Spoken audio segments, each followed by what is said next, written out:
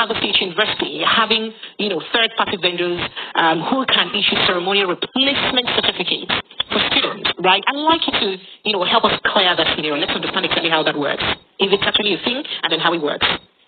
So this is not exclusive to Chicago State. Many universities in the United States do this. So they're third-party vendors. And basically what happens if you need a replacement from a diploma, let's say you lost yours in a flood in your house or whatever, and you want a replacement, you would contact your university, apply to it, and then the university sends the information to an outside third-party vendor who would then be responsible for sending you the diploma itself. Now, I put on a story that I also sent to you because that was the second article I wrote about, in that all the president of Nigeria had to do in this situation was apply online that he needed his diploma from Chicago State University. He could have went to the school website, you just click on it, and for $8, $8 American, so everybody understands what I'm saying, $8, he could have applied. They would have accepted the money, accepted his application, and he could have had a diploma, a replacement diploma or certificate mailed to him within 8 to 10 weeks. And that is on the Chicago State University website, that process. That is how easy it would have been for him to get a diploma. So I want you to clear this issue for us. Because of the discrepancies in the certificate that is submitted to our INEC, our electoral body, and the prototypes that the school had shown during the deposition and the process, we like to really understand how this works with the vendors. Do these vendors have the right to perhaps get signatories for those reissuance of certificates without the school's authorization? And if they do, how possible is it that they can get the wrong, for instance, president and registrar, whoever should have been signatory at the year of graduation and use someone else entirely? I'd like to understand how that scenario should have worked or does work, officially. So I think we're talking about two different scenarios. It appears as though what President Bola used was not necessarily an authorized vendor of Chicago State. Not necessarily, but could be. When you say necessarily, you make it sound like it could be. So I like it to be straight to the point. Sure. So it could be, or it couldn't be. That is something we've reached out to the university about to find out who is their actual vendor. Okay. But as I just explained, they get up to about a week in order to respond to our request. Okay. So to find out which vendor they use compared to which vendor he used, that information will probably come forth within about a week or so, because people are asking that question. All right, awesome. So now, how possible is it that a vendor certified by the school would issue a certificate to a student with a wrong, signatories, or with the wrong set of signatories, and the school hasn't reacted to that to say, the school doesn't sanction the vendor to say, sanction them for representing them poorly? So I would say that first, the university would have to know that that is something that occurred. It would have to be brought to their attention. And I'm pretty sure if it was brought to their attention, they would take measures like canceling the contract with that particular vendor if they found out about that. But in this case, we don't know what Chicago State University knew and what they didn't know. The only thing we know is what they said during the deposition, which was, we don't know where that diploma came from. They did not. Can you repeat that again? Sorry, can you repeat that again? So you said at the deposition, the Chicago State registrar said they don't know where the diploma came from. They cannot confirm the authenticity of that diploma, is what they said. That means they probably don't. That implies that they don't have a hand in the diploma. That's what it means, right? That is what it does imply. Yes, so there is no way Chicago State University will not be investigated, because a lot of things are not just adding up at all. If not that the US judge or the court asked them to release these results, they wouldn't have done that. And in their deposition, there are a lot of discrepancies here and there that the only thing they will just tell you, we don't know how this came to be. We don't know how that came to be. It's so ridiculous. It is so ridiculous because a lot of people, even in the US, are just like, what is going on? What is the problem? Why is the school not coming out clean? Why is it not that they are making, just to exonerate themselves in a clean manner, because in one breath they are implicating themselves. How can you just say, oh, he just graduated, he finished from the school, but he did not come to collect his results, and you are telling us you don't know the vendor that gave him the certificate or whatever you call it over there?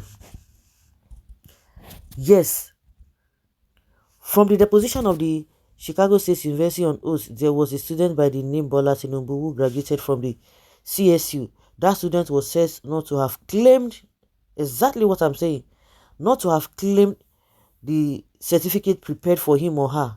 Same certificate is assumed to be still in the custody of the university or a supposed third vendor. If the above were to be true, why did Bola Ahmed Tinubu claim to have lost the original copy? That was what he said before, and he told us in Canton House that he had been able to collect it. You are collecting results that everything is just, there's mistakes here and there, and you did not even, know affidavit or whatsoever to back it up.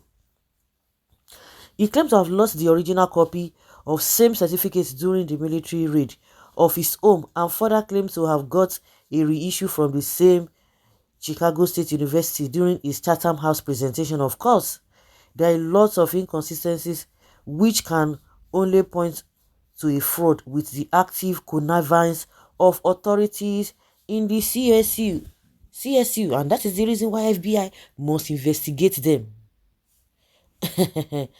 Some people will tell you that, oh, no amount of investigation that Tinubu will see remain there. It will not, will it have any effect in the in Supreme Court? This whole thing is beyond Supreme Court. The problem, the kasala wey don burst, so it's beyond Supreme Court, because you hear Festus Keyamo telling Atiku and his camp that, don't worry, now yeah, the Supreme Court now go come meet us. What does that tell you? Because they believe that it's the life starts with a Supreme Court and ends with the Supreme Court. Once you said whatever in Supreme Court, then nobody will be able to say anything. When they vindicated, or when they discharged Tinubu in court, was it not Supreme Court? Then when he was a governor, the same Keyamo who fought him left, right, and center, at the end of the day, they said he won. Did that stop the people talking about the certificates? No, it didn't stop. So you think once you just say Supreme Court, everybody will not say anything? Forget, that is when your problem will start. But this whole thing is beyond Nigeria, is beyond the Supreme Court. It's all over. The evidence is there. We know that when they do rule now, no be people will be say they no do election for primary. Now they are still Senate, not talk of being Senate president. So what cannot happen again? No, tell us what cannot happen. You think Nigerians are afraid of the Supreme Court? So once they talk about the Supreme Court, that well, irrespective of what the Supreme Court is going to say, so Nigerians will just like quiet and say it is true. It is true. The FBI must investigate CSU because they have not even done well. We have to investigate the donations that has been going into that school. Only God knows how many people pay the school through donations for foul acts. The president of Chicago University cannot say anything because she collected, but this one is going to backfire. Chicago State University and other foreign universities should learn the Niger magic. Tinubu and Hush Puppy should get an international award. Wow, these guys are the smartest criminals in the world who has ever the world has ever produced. Yes, so what a brave work. Yes. Okay, my sincere thanks to this journalist and the woman who has even interviewed him, VOPFM, and to the US journalists. In my previous message to others station, I said US is not Nigeria where journalists is afraid to speak the truth. My sincere thanks to this man for speaking the truth. From my view, many Nigerians still don't even believe this. I think this guy, but he needs to come to this journalist, needs to go to Arise TV. Now the Tinubu and they are fidgeting now. They are fidgeting. They don't want anything to be said, but I just love them. You know the reason why Tinubu was able to scale through then? Because no social media.